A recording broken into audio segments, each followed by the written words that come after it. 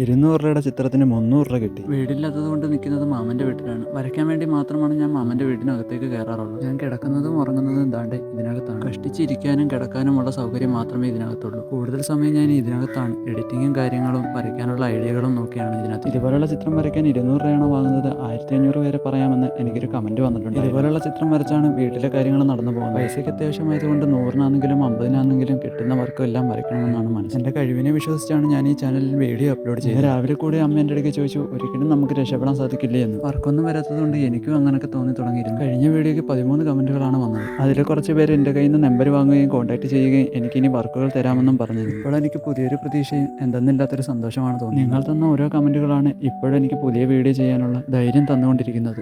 ഇതുവരെ എന്ത് നേടിയെന്ന് ചോദിച്ചു കഴിഞ്ഞാൽ സ്നേഹമുള്ള ഒരുപാട് സബ്സ്ക്രൈബേഴ്സിനെ കിട്ടി. ഇനി ഒരു 30 സബ്സ്ക്രൈബേഴ്സിനും കൂടെ കിട്ടിക്കഴിഞ്ഞാൽ നമ്മൾ 200 സബ്സ്ക്രൈബേഴ്സിലേക്ക് ആവുക. ഞാൻ വരയ്ക്കുന്നത് കാണാനും പറയുന്നത് കേൾക്കാൻ 200ഓളം പേർ ആവുകയാണ്. വരച്ച ചിത്രം അയച്ചു കൊടുത്തപ്പോൾ ഒരുപാട് ഇഷ്ടപ്പെട്ടു. 200-ന് പകരം എനിക്ക് 300 അയച്ചിട്ടുണ്ടെന്ന് പറഞ്ഞു. നിങ്ങൾക്ക് ഈ ചിത്രം ഇഷ്ടപ്പെട്ടിട്ടുണ്ടെങ്കിൽ ഒന്ന് കമൻറ്റ് ചെയ്യണം. ഈ ഒരു വീഡിയോയ്ക്ക് ഒരു പ്രത്യേകത ഉണ്ട്. ഇതെൻ്റെ 10ാമത്തെ വീഡിയോ ആണ്. ഈ യൂട്യൂബിൽ നിന്ന് 2000 രൂപയുടെ ഒരു വർക്ക് വന്നിട്ടുണ്ട്. അടുത്തൊരു വീഡിയോ അതിനെക്കുറിച്ച് ചെയ്യാമെന്നാണ് ഞാൻ വിചാരിക്കുന്നത്. വീഡിയോ ഇഷ്ടപ്പെട്ടിട്ടുണ്ടെങ്കിൽ ഒന്ന് സപ്പോർട്ട് ചെയ്യണം. ലൈക്കും കമൻറ്റും ചെയ്യാൻ മറക്കരുത്. അപ്പോൾ ശരി, നമുക്ക് അടുത്ത വീഡിയോയിൽ കാണാം.